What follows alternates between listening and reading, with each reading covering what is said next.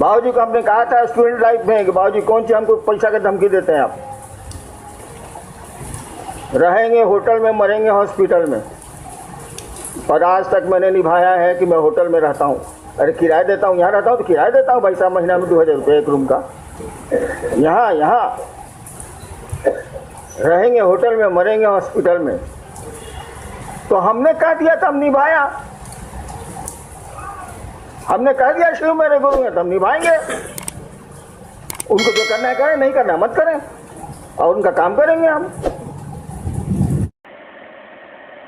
जब आपकी समझ बढ़ेगी तो बहुत सारे बिंदुओं पर लगेगा कि यहाँ अन्याय हुआ है, बहुत सारे बिंदुओं पर लगेगा कि यहाँ अन्याय हुआ है। जब लगेगा कि अन्याय हुआ है तो थोड़ा आवेश आएगा, जब लगेगा कि न्याय हुआ है तो थोड़ी खुशी होगी। इसलिए इन चीजों को समझने की जरूरत है। इन चीजों पर बहुत ज्यादा दिमाग दौड़ाने की जरूरत नहीं है। आदमी के रूप में हमको आपको सबका सम्मान करना सीखना चाहिए, वो ठीक। लेकिन अपनापन होता है, वो जैसा भी है उसी का है। मैंने एक बार कहा था ना कि मेरा महादेव जैसा भी है मेरा, वो मांस का लोथड़ा हो, वह ईश्वर हो, वह काला हो, वह गोरा हो, या कुछ भी हो, मेरी बात है, मेरा महादेव। इसमें भाई साहब आप क्यों खराब आपको लग रहा है? मेरा महादेव। इन चीजों का बहुत माने नहीं है। और जितनी भी आपको लगता है कि गड़बड़ियां हैं, जितना भी आपको लगता है कि असुविधाएं हैं या लोगों के आचरण आपके मन के अनुकूल नहीं है, ये सारी बातें आपके गुरु को समझ में आती हैं। ऐसा कुछ भी नहीं है जो शिव नहीं जानते हैं, ऐसा कुछ भी नहीं होगा जो शिव की जानकारी में हो सकता है, ऐसा कुछ भी नहीं। हमको आपको लगता है ऐसा, वह महादेव को भी लगता है, आपके गुरु को भी लगता है, तब भी उन्होंने कुछ कहा नहीं, चुप रह गए वो। हम आप क्या करेंगे, क्या करते हैं, क्या करना चाहिए, सब मालूम है उस शिव को, तब भी वो कुछ बोले नहीं, कुछ उन्होंने कहा नहीं, केवल इतना ही कहा, जाओ दूसरों को समझाओ, दूसरों को समझा के शिव शिष्य बनाओ। समझाओ तो उन्होंने नहीं कहा, उन्होंने कहा कि जाओ दूसरों को शिव शिष्य बनाओ और दूसरों को यही काम करने को कहो।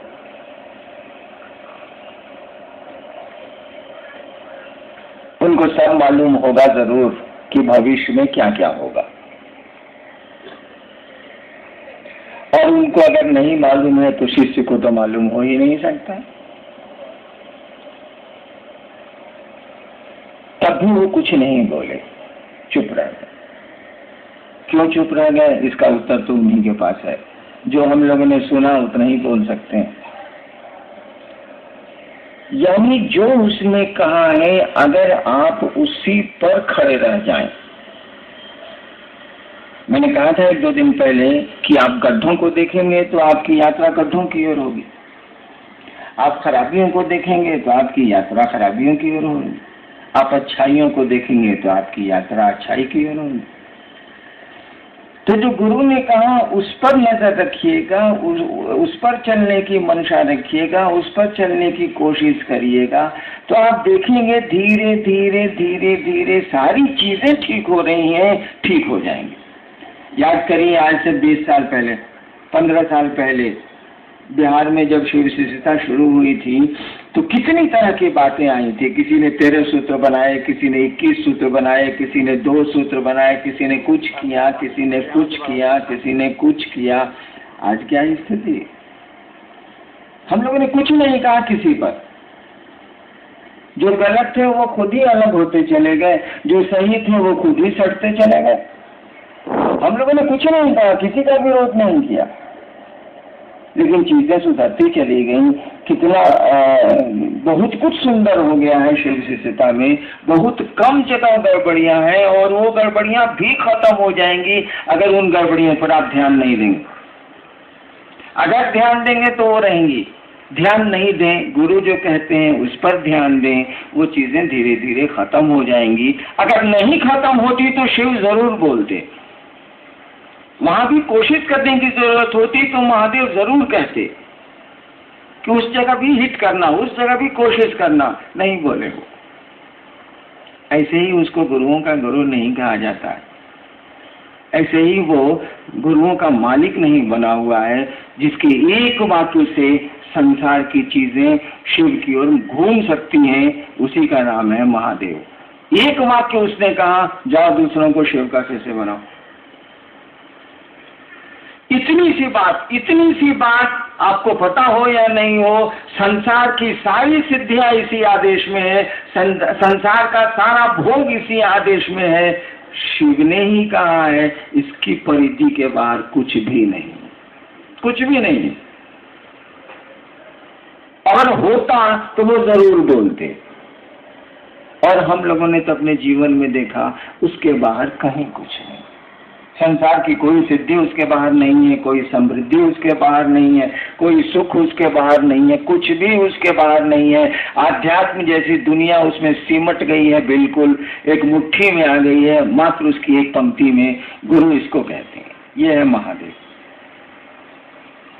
और उसने कुछ कहा ही नहीं, बिल्कुल हल्की बात कही कि जाओ दूसरों को शिव से सेवा, और कुछ कहा ही नहीं, बहुत मामूली बात कही। लेकिन जब इसमें आप घुसते हैं, मास्टर वही ना है जो बच्चे को कहे कि कुछ नहीं है बहुआ, कुछ नहीं है, एकदम हल्का है, खाली गुड़वा इधर से उधर करो ना, साला उसी में सब हो जाता। बढ़िया मास्टर तो आपको पहले बताएगा नहीं कि बहुत आगे बहुत गहराई है या कठिनाई है, वो तो जान ही रहा है कि कम पानी में तैर रहा है, धीरे धीरे वो ज्यादा पानी को भी तैरिए जाएगा ही। लेकिन मैं इस पहले कम पानी में तैरना सीखे तो आप बुझे हैं कि 2 तरीके, टॉप में हमको महादेव सिखा रहे हैं तैरना, जीना, आगे तालाब भी है, उसके बाद समुद्र भी है, और तब आपको कोई दिक्कत नहीं है, आप पार कर जाएंगे, क्योंकि तब में आपने तैरना सीख लिया। हमने तो यही पाया है कि शिव ने जो कहा बड़ा आसान सा लगा, अब उतना ही भारी लगता है, उतना ही कठिन लगता है। लेकिन क्या करिएगा, गुरु का आदेश है, हमको आपको करना है, हम लोग क्या कर सकते हैं, जो उन्होंने कहा है हमको आपको करना है। और व्यवस्था और सुरक्षा और भोजन और ये बहुत मानी नहीं रखते। ठीक है, लौकिक दृष्टिकोण से आप लोग बात कर रहे थे, मैं सुन रहा था, इसका बहुत अर्थ नहीं है। सब कुछ हम लोग अपने माथे ले लेंगे तो कुछ तो शिव करेंगे, कुछ तो महादेव को करना होगा, कुछ उनके भी हिस्से छोड़ दीजिए कि वो कुछ करें, थोड़ा करें।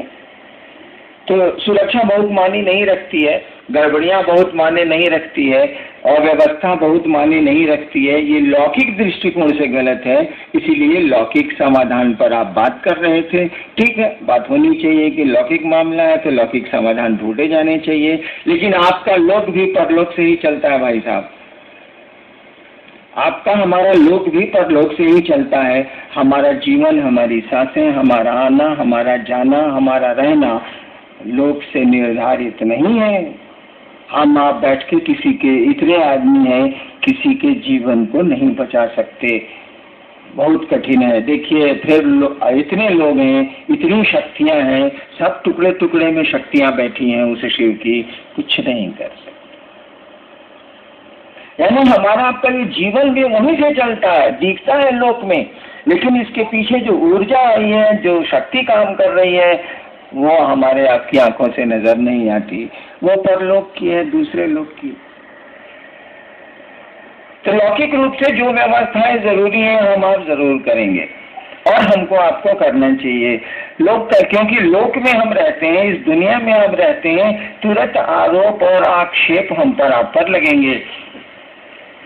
तुरंत लोग कहेंगे कि ऐसा हुआ, ऐसा हुआ, ऐसा हुआ, इससे तो बचना ही पड़ेगा। लेकिन अगर महादेव का आदेश आप ठीक से करते हैं तो ये आरोप नहीं लगेंगे। आपको महादेव ने कहा दूसरों को शिव शिष्य बनाओ, अब आप शराब पी के मंच पर जाइएगा, लोग कहेगा दारू पिए हुए हैं, साला क्या बोले। देखिए गुरु का आदेश आपको गड़बड़ा रहा है, उन्होंने कहा दूसरों को शिव शिष्य बनाओ, वो कहेगा कि नहीं साहब कौन सी बोलेगा, शिव शिष्य बनाओ, ऐसा अपने दारू पी के बैठा हुआ।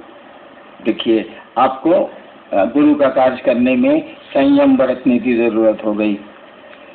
आप गंदा रहेंगे, बहुत गंदा रहेंगे, लोग कितना गंदा रहता है, देह बसा रहा है, साला इसके बगल में क्यों बैठेगा, चलो हटो, फिर शिव से नहीं बनेगा। बहुत सारी बातें मैंने अपने जीवन में देखा है कि बहुत कुछ संयम खुद ब खुद हमको आपको करना पड़ता है गुरु कार्य के लिए, और महादेव ने कुछ नहीं कहा। आज से 15 साल पहले कार्यशाला हुई थी तो लोगों ने प्रस्ताव दिया था कि शिव शिष्यता में अनुशासन लागू किया जाए। शिव शिष्यता में अनुशासन लागू किया जाए। तो मैंने कहा था कि कोई अनुशासन शिव शिष्यता में लागू नहीं किया जाएगा। महादेव का काम करने वाले लोग खुद ही अनुशासित हो जाएंगे। उसके एक वाक्य में इतनी ताकत है कि अगर अनुशासन तोड़ेंगे तो फिर दुनिया के लोग आपकी बात ही नहीं सुनेंगे। और जैसे जैसे शिव शिष्यता में हम आगे बढ़ेंगे, जैसे जैसे हमारा आपका शिष्य भाव शिव की ओर चलेगा, सब कुछ ठीक होता चला जाएगा। शिव पर आज तक कोई आरोप नहीं लगा। वही एक देवता है, वही महादेव है जिस पर आज तक कोई आरोप नहीं लगा, कोई आरोप टिका ही नहीं। किसी ने लगाया ही नहीं तो फिर टिकने का क्या सवाल है, वो लोक हो या परलोक। महादेव ही एक ऐसा है जो आरोपों से सबसे अलग है, क्योंकि सभी आरोप उसमें जाके समा जाते हैं, सभी विसंगतियां उसमें जाके समा जाती हैं और एक हो जाती हैं। एक से ज्यादा निगेटिव्स को जोड़ दीजिएगा तो पॉजिटिव हो जाता। 25 बार ना ना ना ना ना कहिएगा, वहां हो जाए। 2 ना मिलके एक हाँ बनाते हैं। तो हमने उसी शिव को गुरु माना है जो आरोपों की परिधि से बिल्कुल बाहर है। आप लौकिक कोई आरोप शिव पर नहीं लगा सकते, बिल्कुल बाहर है। हम आप उसके शिष्य हैं, उसके कहे के अनुसार करेंगे, हम आप भी आरोपों से मुक्त हो जाए। हम पर आप पर भी कोई आरोप नहीं लगेगा। यहाँ आरोप लगते हैं उन आरोपों से बचने के लिए। अगर हम गुरु के काम पर ध्यान दें, अगर जो महादेव ने कहा उस पर अपना ध्यान दें, हमको नहीं लगता है कि जगत आपको पूजेगा नहीं। आप शिव की, अभी भजन हो रहा था ना कि शिव की शरण में आके देखो गगन धरती को कैसे चूमता है, ये देखो बाबू।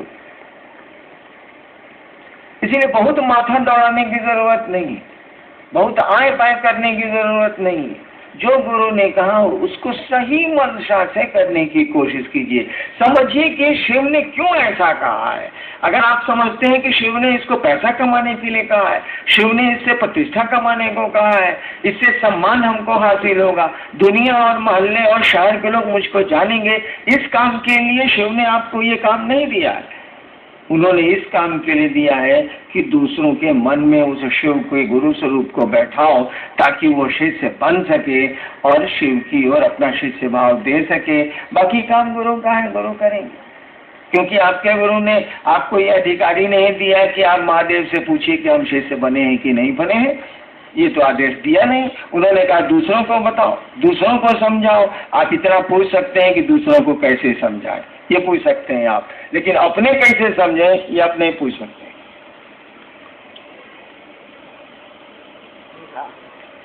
क्यों कहा ऐसा? क्यों नहीं कहा कि तुम पूछना हमसे कि तुम शिव शिष्य हुए कि नहीं हुए? क्यों कहा? क्यों नहीं कहा? इसीलिए नहीं कहा, ये तो गुरु की जिम्मेवारी है। कोई शिष्य होगा तो उसको शिव बनाने की गुरु की जिम्मेवारी है। तो वो क्यों तुमसे आपसे कहेगा कि तुम कहाँ पहुंचे हमसे पूछना? उसकी तो ड्यूटी है, वो तो करेगा। तो आपको स्कोप क्यों देगा? नहीं होगा कब न पूछिएगा। यह जो गुरु ने कहा और उससे जो नतीजे आने वाले थे, आने वाले हैं, वो नतीजे नहीं आएंगे तब ना सवाल उठेंगे। नतीजे नहीं आने का कौन सवाल है? 5 करोड़ मच्छर विक्रांत जलपोत पर बैठ गया है। वो जो पहले चलता था ना जलपोत विक्रांत, अब तो बंद हो गया। उस पर 5 करोड़ मच्छरे बैठ के कैप्टन से कहे कि कैप्टन साहब हम लोग 5 करोड़ आपके जलपोत पर आ गए हैं, कहीं ऐसा तो नहीं कि धंस जाएगा? विक्रांत का कैप्टन कहेगा कि बाबू हमरे डेक पर तो फुटबॉल खेला जाता है, हम ये देख कर 8-8 हवाई जहाज एक साथ उतरते और चाहते हैं। तुम्हारे 5 करोड़ मच्छर के बैठने से क्या अंतर आता है? 10-20 करोड़ और हो तो आ जाओ, कोई दिक्कत नहीं है। हम खुलेंगे और जहाँ जाना है पहुँच जाएंगे। तुम बैठो, कोई दिक्कत नहीं। उड़ोगे तभी दिक्कत है, उड़ जाओगे तब फिर तो हम तुमको पहुँचा नहीं सकेंगे। तुम्हारे वजन से इस जलपोत को में कोई हलचल नहीं होने वाली है। थोड़ी हलचल भी होती, वो भी नहीं होने वाली है। तो शिव गुरु का तो ऐसा पद है कि हम पूरा जगत समा जाए। जगत मैंने धरती, जगत में बहुत छोटी चीज है। पूरी धरती समा जाए, पूरा जगत समा जाए, तब भी उस जलपोत में कोई हलचल नहीं होने वाली है, कोई उसको दिक्कत नहीं होने वाली है। आदमी रहे तब ना, यहाँ शिव ही गुरु है, आदमी तो हम लोगों के बीच में गुरु नहीं है। और गुरु से, शिव से हम लोगों को जोड़ना है। लोगों के मन में शिव को उतारना है, उस गुरु को उतारना है। उतारना तो शिव को है, लेकिन शिव उतरेंगे नहीं जब तक वे ही गुरु के रूप में उतरेंगे नहीं। क्योंकि गुरु का काम ही है कि आपको वो शिव से जोड़ते हैं, आपको परमात्मा बनाते हैं। हमको आपको जुड़ना है उस महादेव से ही जिसकी घरों में पूजा होती है। लेकिन हम लोग आप जुड़ कर तो आ रहे हैं। पूजा पूरी की पूरी पूजा जो हमारी चल रही है, स्थापित जो पूजा पद्धतियां हैं, वो पद्धतियों में आके दम तोड़ रही है, विधियों में आके दम तोड़ रही है। नतीजे तो आ नहीं रहे, बहुत कम आ रहे हैं, बहुत हल्के आ रहे हैं। लेकिन वो पद्धति में ही वो पानी नलके से कहाँ से गिरेगा, पाइपे में खत्म हो जा रहा है, नल से आ ही नहीं रहा, तो प्यास तो मिटेगी नहीं। बूंद बूंद कभी टपक गया तो प्यास मिट गई, अन्यथा वो पानी का सप्लाई तो पाइप में ही रह जा रहा है, चल ही नहीं पा रहा है। बिना गुरु के ये काम होता नहीं है। हम लोगों ने कहा उस शिव को गुरु बनाइए। धीरे धीरे मैं देख रहा हूँ कि शिव को गुरु आप बना रहे हैं क्षेत्रों में। आप धीरे धीरे मुझको भी गुरु बनाते चले जा रहे हैं। इस आदत को छोड़िए। आदमी का स्वभाव है कि उसको प्रत्यक्ष रूप से कोई चीज थमा दीजिएगा, वो अप्रत्यक्ष को नहीं खोजेगा। ये घटना मेरे साथ कई बार हुई है। पहले मेरे साथ बहुत सारे लोग रहते थे जो आंख से दिखते नहीं, अभी भी रहते हैं, लेकिन कुछ नहीं करते हैं वो लोग। पहले किया करते थे तो सब काम उन्हीं को मैं कह देता था, जो भी जरूरत पड़ी मैंने उनको कह दिया, काम हो गया। वो आध्यात्मिक हो या लौकिक हो, लौकिक बात तो मैं बहुत कम करता हूँ, कह दिया करता था, काम हो जाता। धीरे धीरे उन लोगों ने मेरा साथ छोड़ना शुरू किया, कह के छोड़ना शुरू किया कि रहेंगे लेकिन करेंगे नहीं। तो मुझको बड़ी दिक्कत हुई कि भाई रहिएगा करिएगा, नहीं तो करेगा कौन। लेकिन वो लोग अपनी बात पर अड़े रहे, रहते तो रहने को तो रहने लगे, लेकिन कुछ नहीं करना मैंने कुछ नहीं करना शुरू किया, कुछ नहीं करते। अब नतीजा क्या होगा? काम तो है, लोगों को शिव गुरु से जोड़ना है, धरती पर भी काम है, जरूरतें पड़ती हैं। अब उपाय क्या है? तो मैं अब कोई उपाय नहीं चला तो मैंने महादेव से जुड़ना शुरू किया। ठीक उसी तरह से आप मुझसे लोगों को जोड़ देंगे तो वो शिव से जुड़ेगा नहीं, वो मुझको ही पकड़ लेगा। इसमें हमको आपको सतर्क होना चाहिए। वरेण्य गुरु भ्राता की स्थिति को कम करना होगा और उस गुरु की स्थिति को मजबूत करना होगा, सामने लाना होगा। अगर मुझको आप सामने लाएंगे तो मैं दिखता हूँ, मैं हूँ, स्थूल शरीर में हूँ, लोग मुझको पट से पकड़ लेंगे। बड़ी आसानी होती है शरीर में किसी को पकड़ लेने की, क्योंकि वो कहीं रहता है, कहीं वहाँ जा सकता है, मिला जा सकता है। शिव से जुड़ना थोड़ा आदमी को अकबक लगता है, क्योंकि वो शरीर में नहीं है, उनसे जुड़ना एक लंबी यात्रा है, इसीलिए आदमी उसको जल्दी पकड़ता नहीं है। हम आप भी अगर इस धरती पर शिव का झंडा लहराने आए, शिव गुरु पद से लोगों को जोड़ने आए हैं, तो हमको आपको उस शिव को आगे करना होगा, उसी को सामने करना होगा, अपने पीछे होना होगा, आपको भी पीछे होना होगा, हमको भी पीछे होना होगा। पीछे होंगे तभी उसको आगे हम कर सकेंगे, अन्यथा वही पीछे हो जाएगा, हम ही आगे हो जाएंगे, आप ही आगे हो जाएंगे। इसलिए क्षेत्रों में भी आप शिव के गुरु स्वरूप को स्थापित करने की कोशिश करिए। मैं नहीं चाहता कि मेरा नाम नहीं लीजिए, लेकिन पूरी चर्चा में मेरा एक बार नाम ले लीजिए, काम बहुत है। लोग तो ऐसे ही पूछेंगे कि किसने इसको शुरू किया। मुझको हटाना चाह के भी आप हटा नहीं सकते हैं, तो साटना क्यों चाहते हैं? जब किसी चीज को हटा के भी हटाया नहीं जा सकता तो उसको साटने की कोशिश क्यों की जा रही है भाई साहब? जो चीज आपको जिंदगी में हासिल होनी है उसके लिए प्रयास क्यों करते हैं भाई साहब? एक आदमी ने पटने में मुझसे कहा कि जी मन करता है कि हम आत्महत्या कर लें। वो आदमी यहाँ बैठा हुआ, 15-20 साल पहले की बात है कि उस आदमी ने हमसे कहा कि जी एकदम परेशानी, जगत की दुनिया, जगत है, दुनिया है, आत्महत्या कर लें। मैंने कहा था अगर आत्महत्या नहीं करिएगा तो मरिएगा नहीं क्या?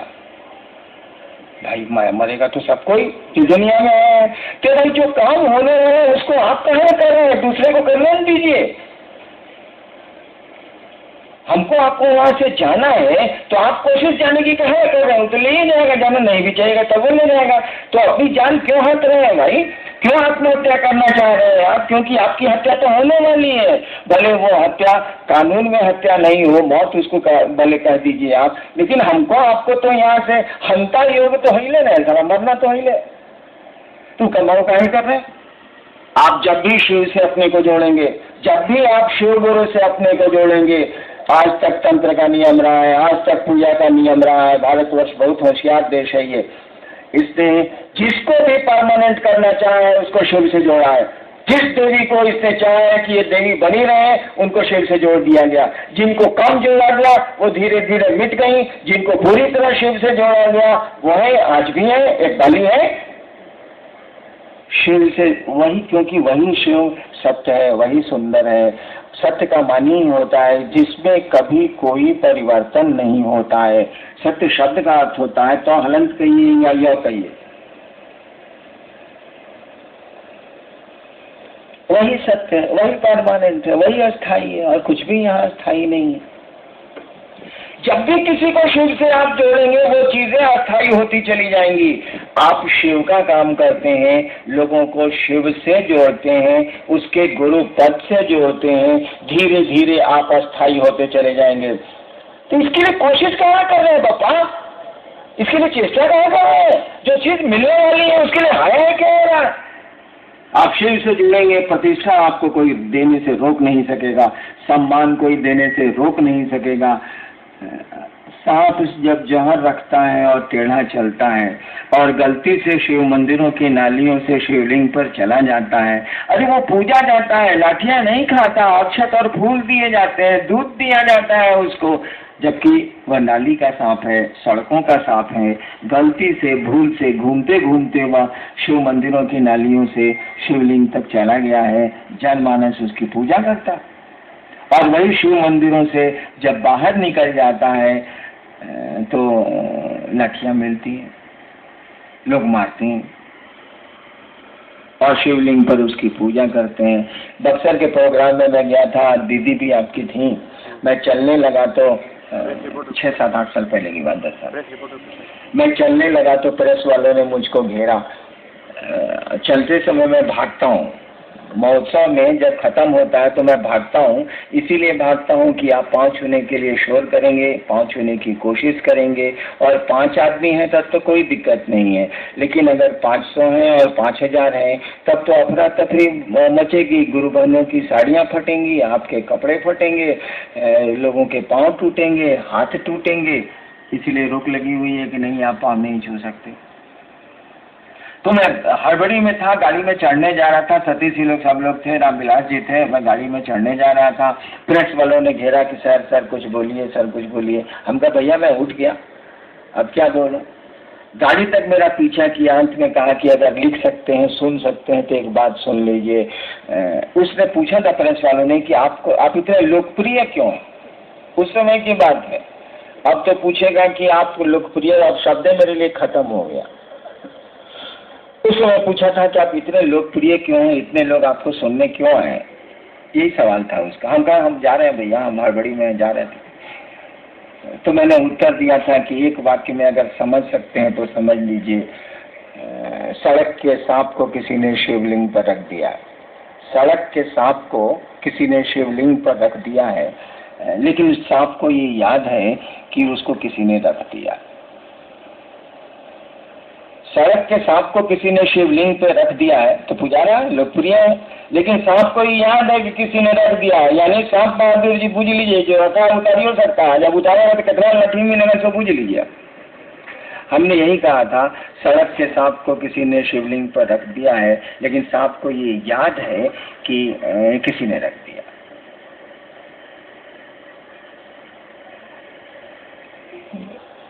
तो सम्मान तो हम लोगों के पीछे पीछे चल रहा, उसकी कोशिश क्या, उसके लिए प्रयास क्या, वो चाहिए उसको आपको हटाना कि हटाइए हटाइए हटाइए, हटेगा नहीं आपसे। शिव के साथ सटे हैं, शिव के साथ दूसरों को सटा रहे हैं, सम्मान आप चाहिएगा, दुनिया चाहेगी तब भी नहीं हटा सकेगी। आप उल्टा उससे जुड़ने का प्रयास करते हैं, जो चीज होने वाली है उसी को करना चाहते हैं, नहीं भी करिएगा तो होगी, और उसको रोकिएगा तब भी होगी, क्योंकि शिव की बात आप कर रहे हैं, उनके गुरु स्वरूप की बात कर रहे हैं। सम्मान तो आपके साथ सटा होगा, उसके लिए कोशिश क्यों करते हैं, उसके लिए चेष्टा क्यों करते हैं? एक समय आएगा कि सम्मान आपको मिल जाएगा। अभी ही बहुत सारे गुरु भाई हैं जिनको मोहल्ले वाले नहीं जानते थे, अब जिलों से बाहर राज्य वाले उसको जानते हैं। देखिए सम्मान मिल रहा है कि नहीं मिल रहा है, वो चाहता नहीं है तब भी मिल रहा है, और चाहता है तब तो सारा महादेव के चले नहीं, वो समझता ही नहीं। तो हमको आपको वही करना है जो हमारे आपके गुरु ने कहा, और उसकी मंशा, और हमारे आपके करने की मंशा वही होनी चाहिए जो गुरु चाहते हैं।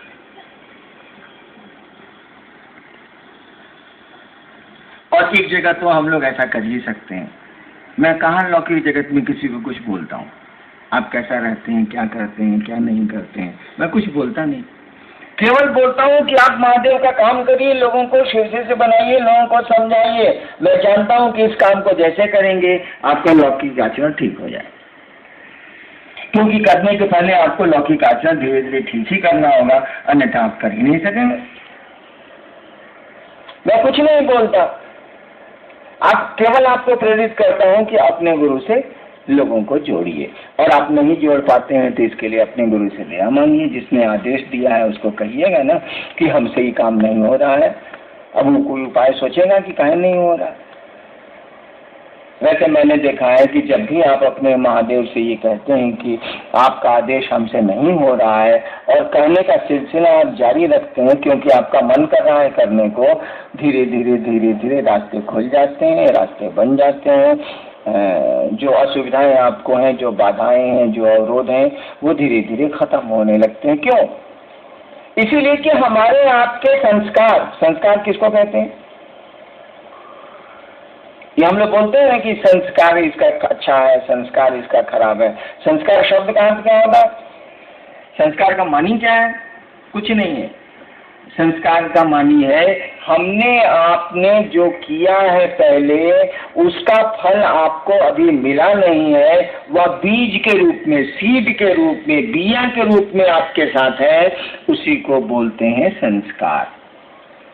जैसे आप एक मुक्का दीवार पर मारिए, चोट तुरंत लग जाएगी, फल मिल गया आपको। मुक्का मारे दीवार में, तुरंत मिल। आप बहुत डाउन है टाउन के, आप 5 आदमी को रोज पीटते हैं, वो बेचारा कुछ नहीं बोलता।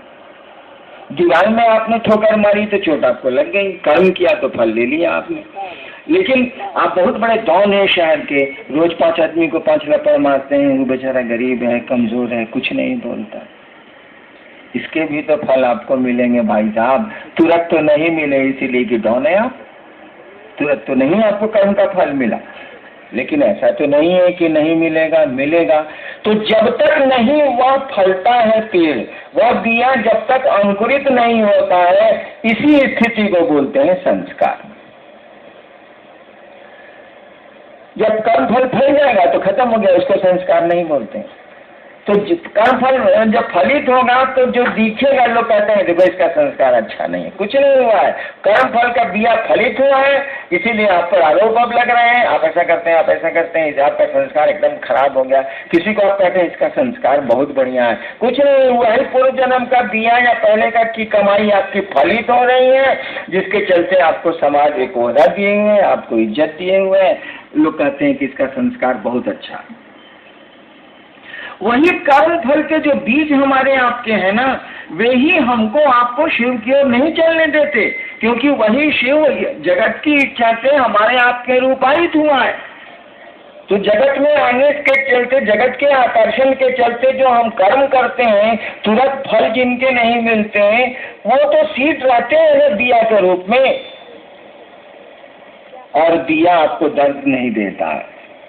पीपल का बीज, बरगद का बीज राई के दाने के बराबर होता है, कुछ नहीं है उसमें, मसल दीजिए खत्म हो जाएगा। लेकिन अगर सही वातावरण मिल गया, सही जमीन मिल गई, सही मौसम मिल गया, तो क्या होगा?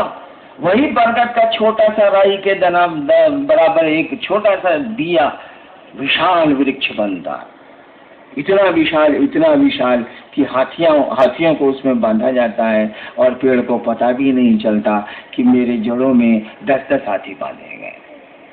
लेकिन उसी का दिया मसल दीजिए खत्म हो जाएगा, उसका अस्तित्व मिट जाएगा। तो हमारे आपके संस्कार हमको आपको शिव की ओर नहीं चलने देते, वे रोकते हैं, क्योंकि हम लोगों ने जगत के आकर्षण में जीना सीखा है, पहले भी जीते रहे हैं, जीना सीखा है। जगत में का आकर्षण हमारे आपके मन में है, शिव का आकर्षण पकड़ाने की स्थिति नहीं है, वैसा माहौल नहीं मिल रहा, बस सीध है। शिव के आकर्षण का बिया सबके पास है, होना ही होना है, नहीं कैसे होगा? मैं इसकी व्याख्या भी कर सकता हूँ। दिया है हम लोगों के पास, लेकिन न हवा ठीक मिलती है, न पानी ठीक मिलता है, न मौसम ठीक मिलता है, तो दिया अंकुरित ही नहीं होता, दबाइया हो जाता है, झाड़ियाँ उग जाती है, जिसको सही में उगना चाहिए था पौधे को, उगता ही नहीं है, पानी नहीं है, हवा नहीं है, मौसम नहीं है। आध्यात्मिक परिवेश होगा तब न अध्यात्म का दिया तमकेगा। परिवेश ही नहीं है, कोई समझाने वाला ही नहीं है, कोई बताने वाला ही नहीं है, कोई प्रेरित करने वाला ही नहीं है, और इसीलिए महादेव ने कह दिया जाओ दूसरों को समझाओ। सीड उनके पास है, सीड सबके पास है, दिया सबके पास है। अनुकूल वातावरण दोगे, अनुकूल पानी दोगे, अनुकूल हवा दोगे, अनुकूल मौसम दोगे, तभी ना वो दिया पनपेगा, अंकुरित होगा। अन्यथा कैसे अंकुरित होगा? पड़ा रहेगा, बहुत ज्यादा स्थितियां खराब हुई तो सड़ जाएगा।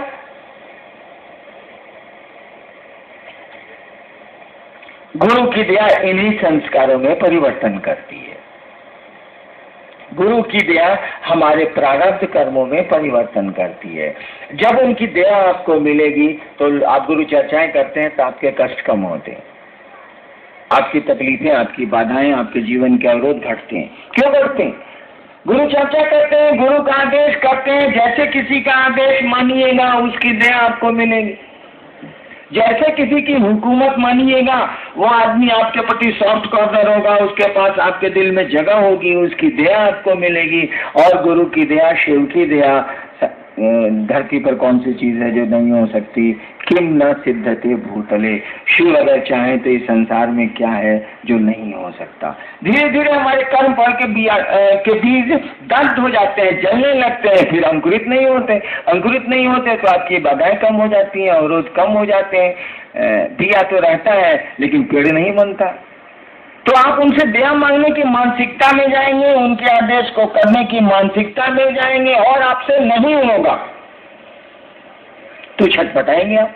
किसी का जीवन बचाना चाहते हैं, आपका प्रिय है और बचा नहीं पा रहे हैं तो छटपटाएंगे आप, रोएंगे आप, चिल्लाएंगे आप, क्योंकि आपका बस नहीं चल रहा है। बीमारी लाइलाज हो गई है, बिना इलाज के, इलाज पर भी नहीं ठीक हो रही है, उसका इलाज नहीं हो पा रहा है, और आपका कोई प्रिय आदमी है। आपको छटपटे भी कीजिएगा, आप तो रोई भी कीजिएगा, आप तो चिल्लाई भी कीजिएगा, आप तो माथा फोड़ भी कीजिएगा अपना। जब ये मन की स्थिति आ जाएगी कि मेरे गुरु का आदेश है और मुझसे नहीं हो रहा है, आप चाहत आपकी बहुत तेज हो गई है, तो छटपटाइएगा, हल्ला करिएगा, शोर करिएगा, हंगामा करिएगा। लोग कहेंगे आवेश में बोलता है, कुछ नहीं है, छटपटाहट है, इसीलिए आप ऐसा बोलते हैं। मेरी पत्नी बीमार पड़ी पटने में 94 या 97 में। 1 बजे रात में उनको स्ट्रोक जब पड़ा तो मैं थोड़ा कोढ़िया हूँ, अस्पताल से बहुत डरता हूँ। तो हमने कहा कि फ्लैश से डॉक्टर लोग को बुलाओ, जल्दी बुलाओ, जल्दी बुलाओ, जल्दी बुलाओ। मेरी साली मेरे रूम में थी, स्ट्रोक पड़ गया तो मेरी साली मेरे रूम में थी। एक हाथ उसने मार दिया कि चलिए अस्पताल लेके चलिए, चलिए अभी अस्पताल लेके। देखिए दिस इज आवेश। उसकी छोटी बहन है, उसको नहीं बर्दाश्त हुआ, एक हमको ठेल दिया उसने, चलिए गाड़ी निकलवाइए जल्दी से, चलिए लेकर दीदी को। आवेश, अपनापन का आवेश यही है। उसने मारा मुझको थोड़ा ही, उसका अपनापन आवेशित हो गया। तो जब हमको आपको कोई चीज हम चाहेंगे और नहीं मिलेगी तो छटपटाहट होगी, आवेश होगा। आप नहीं करेंगे तो मैं आवेशित खुद ही होता हूँ, कम होता हूँ लेकिन होता हूँ। आखिर कोई कितना कहेगा, सोचिए तो। कहते कहते कार्यशाला बुला रहे हैं, ये कर रहे हैं, वो कर रहे हैं, वो कर रहे हैं, कितना कोई कहेगा। अंत में तो कबीर ने कहा अब कुछ कहना नहीं, जा साला, कहना था सो कह दिया, अब कुछ कहना नहीं। बैठा दरिया माँ, साला नदी के बीच में हम बैठ गए, साला आओ चाहे जाओ, एक आई दूजी गई, बैठा दरिया माही, साला आओ चाहे जाओ, कहना था सो कह दिया, अब कुछ कहना नहीं। यहाँ भी कभी आवेशित है, कारण के साथ कहना था सो कह दिया, अब कुछ कहना नहीं। एक आई दूजी गई, बैठा दरिया माही, नदी में बैठिएगा तो क्या होगा, लहरें आएंगी और जाएंगी। तो आदमी आवेशित हो जाता है, कहते कहते थक जाता है, तब भी आप नहीं समझते हैं, उसके प्रिय का काम आप नहीं करते हैं जो आपका प्रिय होना चाहिए, तो आवेशित तो हो ही जाएगा वो। उसमें उसका कोई दोष नहीं, हम आप भी होते हैं। आपका बच्चा बुखार से तड़प रहा है और ड्राइवर गाड़ी निकालने में देर कर रहा है, आप आवेश में तो आएंगे ही आएंगे क्योंकि आपका बच्चा है। तो जब हम आप इस आवेश में आए, होना चाहिए आवेश रहित आवेश, चार्जलेस चार्ज होना चाहिए, लेकिन ये शिव को छोड़ के किसी को नहीं। कोई आवेश रहित आवेश रखता हो या उस शिव को छोड़ के, और एक देवी है महाकाली, इन दोनों को छोड़ के इस संसार के किसी देवता को नहीं है, किसी देवी को नहीं है।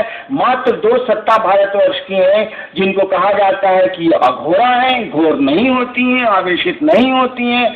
एक महादेव हैं और एक समय से परे की देवी है महाकाली। 2 ही देवता इस संसार में है, एक महाकाल खुद ही हैं और उनकी शक्ति महाकाली है। 2 ही देवता ऐसे हैं जो आवेश रहित आवेश उनके पास है, अन्यथा कोई भी संसार में नहीं है। हम आपकी गिनती तो, हम लोग तो आदमी है, कोई भी संसार में देवी देवता नहीं है जो घोर नहीं होता, आवेशित नहीं होता है। उसको होना ही होना है। इसीलिए भारतवर्ष किसी देवी को अघोरा नहीं कहता है, किसी देवता को अघोरेश्वर नहीं कहता है, किसी भगवान को वो अघोरेश्वर नहीं कहता है।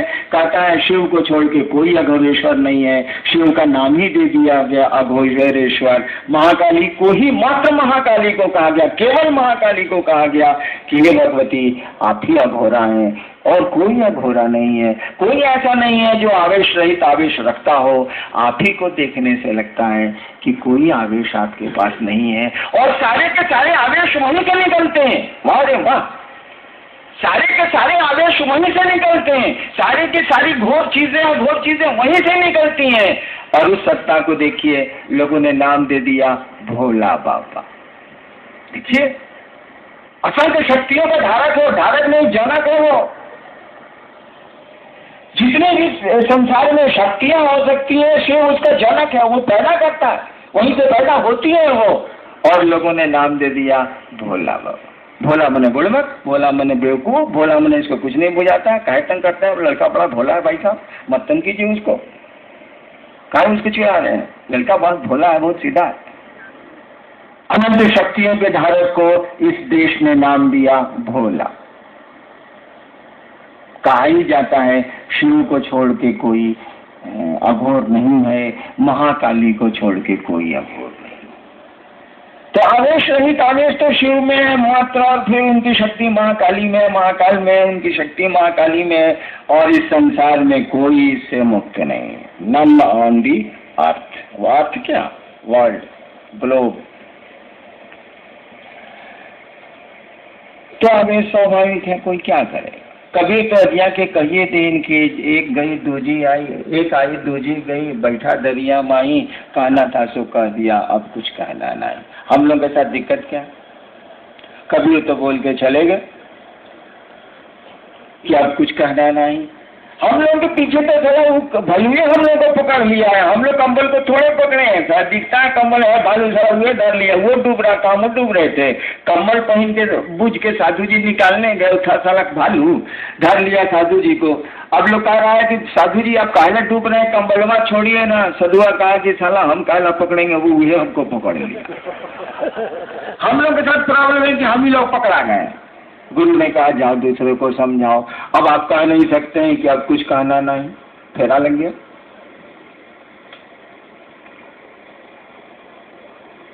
जब आपके गुरु का ही आदेश है कि दूसरे को समझाओ, तो कभी बहुत सुंदर लगता हो, उनकी बोली उनकी बहुत अच्छी लगती हो, तो अच्छी लगने से क्या होगा, गुरु का आदेश है समझाओ।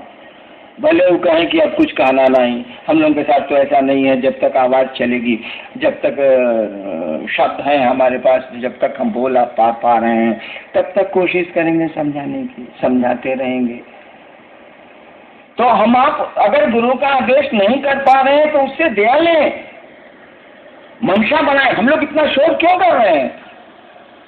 गुरु चर्चा करिए, लोगों को शिव से बनाइए, गुरु चर्चा करिए, लोगों को शिव से बनाइए, इसीलिए कि आपकी चाहत पैदा हो, आपके भीतर ये इच्छा पैदा हो कि हम गुरु का कार्य करें, हम शिव का कार्य करें, ये इच्छा पैदा हो।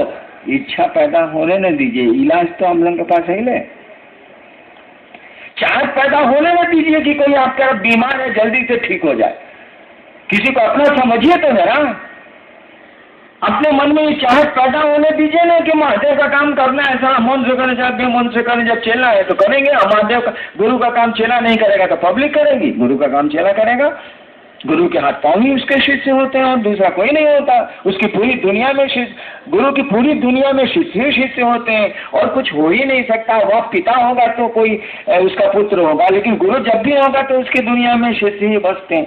डॉक्टर की दुनिया में रोगी ही बसते हैं, वकील की दुनिया में उसके क्लाइंट ही बसते हैं। हाँ, फिर किसी का बेटा होगा तो कोई उसका बाप होगा, लेकिन वकील होगा तो वकील शब्द ही जुड़ा हुआ है मुकदमे से, लोगों के मुकदमे लड़ने से, उसकी दुनिया उतनी ही भर है। तो जैसे आपकी चाहत आपके भीतर बढ़ेगी, जिसकी कोशिश में हम आप लगे हैं, जैसे चाहत आपकी बढ़ेगी, छटपटाहट आएगी, रोकेंगे आपके कर्म फल, रोकेगा उस शिव की सृष्टि की इच्छा रोकेगी। वही शिव रोकता है भाई, माया भी उसी की है। रोकेगी उसी शिव की सृष्टि की इच्छा जो जगत की ओर हमको आपको लेकर जा रही है। फिर आएगी उस गुरु की दया जो उस इच्छा को तोड़ेगी, जो शिव सृष्टि की इच्छा है, शीर्ष इच्छा है, उसको तोड़ेगी, उससे लड़ेगी और आपको घुमाएगी शिव की ओर। दोनों साथ साथ चल रहे हैं। उस शिव की इच्छा भी चल रही है जो शिव को जीव बना रही है, उसकी यह भी इच्छा साथ साथ चल रही है जो जिसको दया भाव बोलते हैं, जो जीव को शिव बना रही है। दोनों साथ चल रही है, दोनों में कोई दिक्कत नहीं है, कोई कठिनाई नहीं है। एक ही कठिनाई है कि दया की स्थिति में मन जाएगा तभी दया का कनेक्शन बैठेगा, बिजली जलेगी, अन्यथा नहीं जलेगा। हम लोगों ने कहा शिव बोलो, उस शिव को अपना गुरु बनाओ, गुरु चर्चाएं करो जो गुरु कहते हैं, जो उनका आदेश है। जैसे जैसे ही चाहत में जाएंगे आप, जैसे जैसे कोशिश करेंगे कि हम भी गुरु चर्चा करें, हे महादेव हम पर आप दया कर दीजिए कि आपका होशियारी यही ना है भैया, कोई काम कोई कह रहा है करने के लिए पॉट से कर दीजिए, तब ना अपना काम थमाइएगा, नहीं क्या भक्ता की नहीं सल रहे, नहीं होशियारी है। कोई कह रहा है कि भाई साहब पानी पिलाइए तो जा, आप बुझ नहीं कि इससे कुछ हमको कामों है, तुरंत गिलास में धो के ले आइए, ले हम खड़ा हो जाइए, लीजिए पानी, ले आए। तब कहेगा कि जी वो काम है, ले जरा कर देती है ये अपने। अच्छा ठीक, क्या काम है बोलो, कर देते। अब वो पानी मांग रहा है, आप उसको दे रहे हैं लहसुन सुगनी, हो गया। महादेव कह रहा है दूसरों को समझाओ, आप कहते हैं जी टांग टूटल है, काहे बोलते हैं टांग टूटा हो, उसको मालूम है, छोड़ दीजिए। कहिए कि हम पर दया करिए कि हम गुरु कार्य करें, हम लोगों को समझा सकें कि आप उसके गुरु हो जाइए। महादेव को मालूम है कि आपका टांग टूटा हुआ, वो ऐसी दया करेंगे कि टूटे पांव में आपको पंगु गिरवर चढ़े। कार्य दाऊ ब्रह्म पद कार्य करू अधोगामी, है, पंक्ति सुनी है ना। आज देखिए, मूक हो ही वाचाल, कहा जाता है ना कि आप अगर चाहें तो जो गूंगा है वो बोली बोलने लगता है। मूक हो ही वाचाल, करोड़ों आज गुरु बहने हैं जो मूक थी अपने घरों में, वाचाल हुई है कि नहीं हुई है? मूक हो ही वाचाल। जो लोग कुछ बोलते नहीं थे, घरों में सिमटे थे, अपने पति और अपने सास ससुर का लाश चाहते थे, वो लोग आज वाचाल हो गए। वो लोग अब बोलने लगे हैं, मन से बोलने लगे हैं, भीड़ में बोलने लगे हैं, मौसम में बोलने लगे हैं। हे मूक वाचाल नहीं हुआ। देखिए उस श्री में कितनी ताकत है। मूक हो ही वाचाल, आप जो मूक थे, कोई आवाज आपके पास नहीं थी, आपको बोली निकाल दिया उसने, मूक को वाचाल कर दिया उसने। ठीक उसी तरह से पंगु गिरवर लगा, जो लंगड़ा है वो पहाड़ों को पार कर जाता है। आप पार करते हैं कि नहीं? मैं ऐसे शिव शिष्यों को जानता हूँ जिनके पांव टूटे हुए हैं और अब वो ठीक नहीं होंगे। मैं ऐसे शिव शिष्यों को जानता हूँ जो अंधे हैं और कुछ नहीं उनको दिखता है, और मामूली महादेव का काम वो नहीं करते। देखिए वो लंगड़ा है, पहाड़ चढ़ा दिया ना महादेव, चढ़ गया ना वो शिव की बात करता है, लोगों को शिव की और चलने की बात करता है।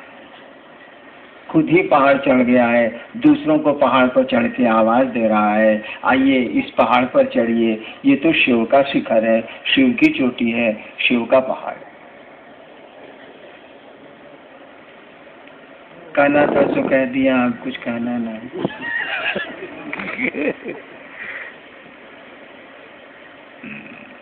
मुझको तो अच्छा लगा आपका आना।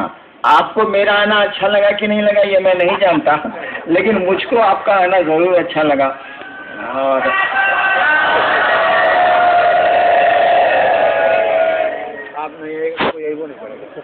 वैसे कहने से तो नहीं होगा, लेकिन मेरा दिल जानता है आपसे मिलकर मैं बहुत प्रसन्न होता हूँ। लेकिन आपकी घटिया बातों को सुन के थोड़ा मुझको आवेश भी आता है। शिव नहीं हूँ इसीलिए आवेश तो आएगा ही आएगा। मैं हीरा बांटता हूँ, आप यहाँ से ले जाते हैं बालू, गुस्सा तो जरूर आए।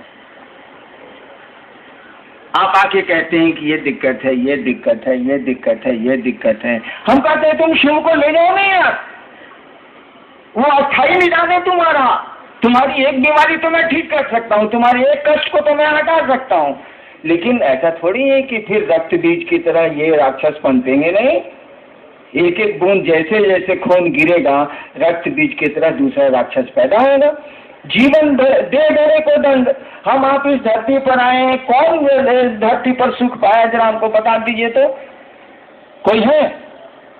कोई नहीं है। एक बड़ी सुंदर कहानी है, मैं कभी कभी कहता था पहले।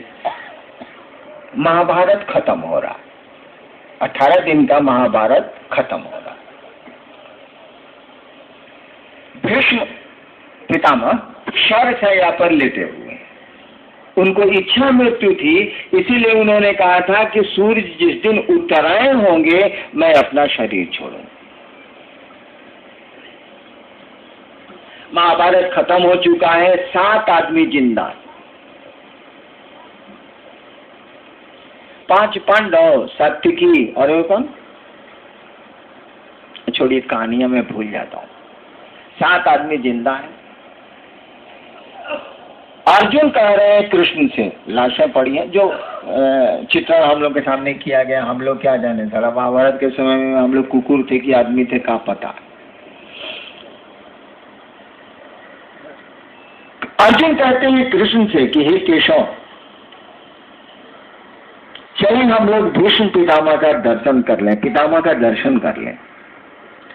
कृष्ण आते हैं, वो 5 पांडव, हाँ सात्विकी कृष्ण और 5 पांडव साथ हो ही गया। ये लोग आते हैं, भीष्म पितामह के सामने खड़े होते हैं, वो शरशय्या पर लेटे हुए हैं। भीष्म की आंखों से आंसू बह रहे, लेटे लेटे दोनों तरफ से आंख से आंसू बह रहे। अर्जुन ने भीष्म पितामह की आंख में आंसू देखे तो कृष्ण से सवाल किया कि केशव, पितामह को तो इच्छा मृत्यु है, 10 वसुओं में एक है ये, शिव के अनन्य भक्त ही ये परशुराम के शिष्य थे। और तब मौत से इनकी आंख में आंसू क्यों? मौत के भय से इनकी आंख में आंसू है। 10 वसुओं में एक है, इच्छा मृत्यु इनको प्राप्त है। परशुराम, महर्षि परशुराम के शिष्य है ये, और तब मौत का भय इनको सदा रहा है, इनकी आंख में आंसू है। अर्जुन कृष्ण से पूछा है, कृष्ण कोई उत्तर नहीं दे रहा, चुप। सवाल हुआ है केशव से, उत्तर आप दे रहे हैं भीष्म पितामह, लेटे लेटे। और भीष्म पितामह अर्जुन को उत्तर नहीं दे रहे हैं, अब कृष्ण को उत्तर दे रहे हैं। सवाल अर्जुन का केशव से है, केशव कुछ नहीं बोल रहे हैं, और भीष्म पितामह उत्तर दे रहे हैं अर्जुन को नहीं, कृष्ण को। भीष्म ने कहा, पितामह ने कहा कि केशव, मेरे आंखों में आंसू इसलिए नहीं है कि मुझको मृत्यु का भय है, मुझको तो इच्छा मृत्यु प्राप्त है, मौत से मुझको कोई भय नहीं। मेरी आंखों में आंसू इसलिए है कि जब से कृष्ण तुम्हारे, केशव तुम इन लोगों के साथ आए हो द्रौपदी के स्वयंवर से, मेरी आंखों में आंसू इसलिए है कि जब से केशव तुम पांडवों के साथ आए हो, साक्षात, मैं जानता हूं कि तुम साक्षात ईश्वर हो, साक्षात ईश्वर पांडवों के साथ हैं, और द्रौपदी के स्वयंवर में साथ आए थे। द्रौपदी के स्वयंवर से लेके आज तक दुखों का जो पहाड़ पांडवों पर गिरा है, उससे तो कौरव भी वंचित हैं। मैं इसीलिए मेरी आंखों में आंसू हैं कि उस परमात्मा की लीला का तो कुछ पता ही नहीं चलता। साक्षात परमात्मा पांडवों के साथ है, और कौन सा नतीजा इनका नहीं हुआ है। जब से साथ है, द्रौपदी के स्वयंवर से लेके आज तक जब से साथ है, इन पर जो दुखों और पहाड़ों का तूफान गिरा है, वो तो पांडवों पर भी नहीं, कौरवों पर भी नहीं गिरा। मेरी समझ में नहीं आता कि ईश्वर साथ में है, साक्षात केशव आप साथ में हैं, तब तो उनका सब नतीजा मुड़ गया। उस परमात्मा की, उस महाकाल की क्या लीला है, ये मेरी समझ में नहीं आ रहा है, और इसीलिए आंखों से आंसू बह रहे हैं।